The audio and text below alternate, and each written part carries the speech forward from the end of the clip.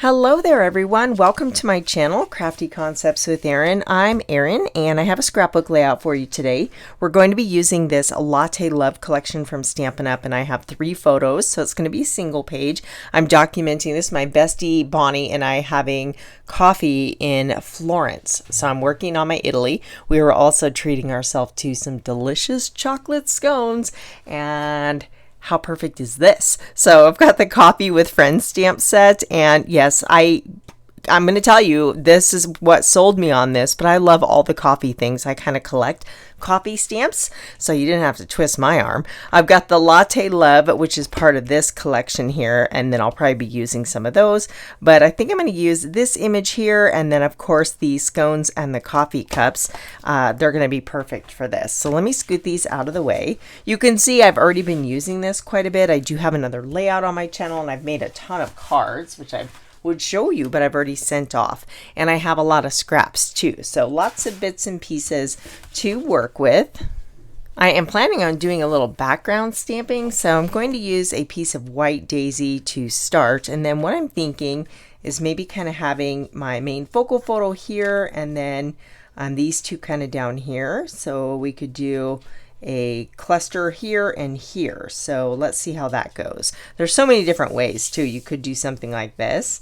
My friend my friend Bonnie, who went with me, has scrapbooked this layout, and she did a configuration like this, and I thought it looked really cool. So we might do that, but let's see how it comes together.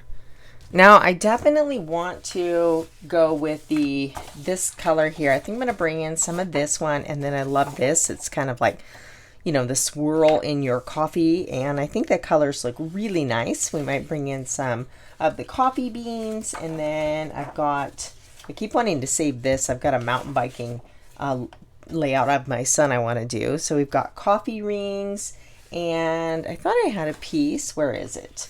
There was like they're double-sided, so they're on the back here. I found it. It's this one, which is the opposite side of this. So I've got this, I think it's 4 inches. So I always like to kind of have a border here to start. We might kind of do like an L-shaped cluster. So let's see here. I'm just going to kind of roughly lay these out just to get a little bit of an idea, see where we're going with this.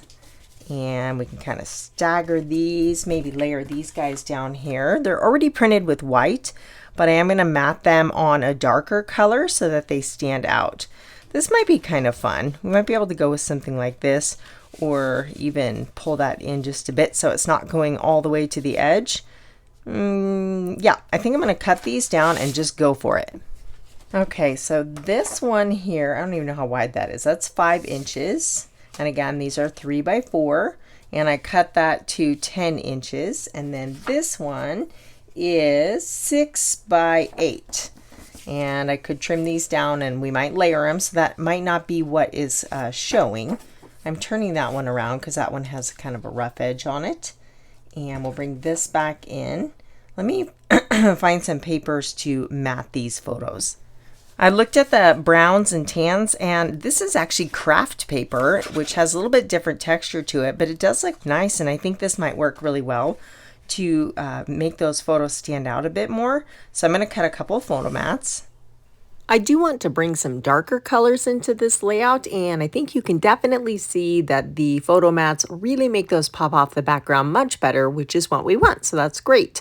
And I do want to use this same craft paper. I cut a couple little strips to just finish off the transition between this little coffee heart swirl paper and the background, and then we'll bring in a Glacier photo mat for this one up top.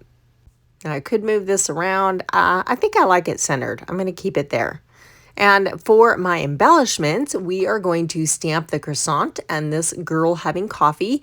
I am using archival black, and that's not the ink I meant to grab. I meant to grab intense black ink because I am going to color these, but it works with archival if you give it long enough to dry. So we will also stamp the little croissant and coffee down here on a second piece of paper. Now I am going to just set these aside a bit so they're good and dry before I color them. I do want to put a large dovetail in the end of this. So it is 5 inches. So we're going to find center at 2.5, cut up, and then cut in from each corner. Now I've seen lots of people fold this and then cut to get, symmetrical cuts, but this seems to work. But yeah, I messed up. So we're just going to give that a little trim here and no one will ever know. And I think it's kind of deceiving because of the stripes, but there, that's good enough. I'm happy. We can go ahead and get these situated back in their spot. I want to start doing some background stamping, so I need to have my paper situated so that we know where to stamp. Now, this is the Dream Maker stamp from my stash. I saw my friend Julie use this recently, and it inspired me to get this out and ink it up. This is a text stamp. I'm just making sure I've got it right side up. And I really love this one because of the kind of jagged, worn edge. It just gives a feeling of it being old, like an old book or something. And it is great for background texture. I'm creating a column, so this will kind of peek out from underneath my pattern paper here. And then I do want to overlap some more stamped images over the top of that. So I just kind of bring things in periodically to make sure the positioning is still good. And now I'm switching to a darker ink. That was Toffee, and this is Espresso. And oh look, a coffee cup. We might be able to use that. I want to use this little tiny coffee stain ring to create some more layers over my text. So I just scoot my photo out of the way, and then I keep bringing it back in to check periodically and make sure I'm happy with my stamping. So you're going to see me ink it up, and we're going to stamp once directly. They call this first generation, and then second again for a lighter version. It's always a good idea to twist and rotate this stamp so it doesn't look, so uniform. You want it to look more natural. I think that's probably good for now, so I'll put that away and we can start coloring. We have this little coffee cup here we might use, but for now, let's go ahead and start coloring our stamped images. So I have aqua blue blend, red brown, and fair skin to color my little lady drinking coffee on the steps here. And again, this is the Coffee with Friends stamp set. The aqua blue looks really nice with the colors in this layout. So I'm using the dark, light, and medium to just add some depth to her shirt. So I debated using a different color because I didn't want it to blend in with the background, but I think that this will work. I'm using the red brown for her hair and then the muted brown for her pants. Now I have sped this up quite a bit. It did take me about 5 minutes to color her in, but it's well worth it. I love being able to color my stamps in and pick the colors so that they blend beautifully with my layout. This is fair skin. I'm just going to give a little shading to her legs, arms, and face. Now this does not have a die, so through the magic of film editing, I'm going to fussy cut that out. So we'll go ahead and sit her, I think, right in this corner here. I also went ahead and took the spotlight on nature dies and die cut around my croissant and coffee cups and added a little color so we can add that to the page. And then I'm thinking it might be kind of fun to position my photos like this. That's going to give me a little more room on the right hand side and for journaling. So I do like that. I think we're going to go with that, but we need more for this embellishment cluster. And I'm thinking about bringing in some of the coral tone. I don't like that one for this layout. We could go with that one, but we also have it in, I think it's called Calypso Coral, in the coffee cups in the paper. So I'm going to go ahead and die cut with a coordinating die. It does line up with the pattern paper, which is awesome. And I die cut 2 of those little coffee cups, and you could create more of these with the stamp, but I just thought it'd be fun to grab these from the pattern paper. This is always the fun part. We just get to play around with the embellishments, move them around the page until we find a landing spot that makes us happy. And this, ironically can be the longest portion of creating a scrapbook layout. You guys, are you with me on that one? I know so many people say they struggle with the embellishments. So I am going to stamp this sentiment here. It says, coffee with a friend is like happiness in a cup. And I thought, well, that's perfect because I'm having coffee with my friend and we were definitely happy. So I stamped it in the middle because I want to die cut this out. We could use a tag. And then I have a couple different brackets. These are usually used for card making but they're perfect for adding like interesting little sentiment pieces to your layout. So this one fits pretty well. I am going to line this up. This is a close to my heart die from my stash, but there's lots of little sentiment dies out there. I will go ahead and run this through my die cutting machine. I'll be right back. Now you can see the bottom's chopped off, but that's because I'm going to tuck it back here like a little file tab. And I do like that, but we could also move it right down here. And then let's move this down. I think that helps that to stand out more. I do like it right there. This is the Mix and Match Floral Ephemera. I went ahead and pulled out some flowers that kind of bring in that peachy tone to this layout. So you get 2 sheets of each of the dies, so you always get 2 of the same flower, which is nice. So I'm just going to add these to my embellishment clusters. I just wanted something, more to bring in more of that kind of peachy coral color. So let's see what this looks like up here. And then we could put a couple smaller flowers here, and that could work.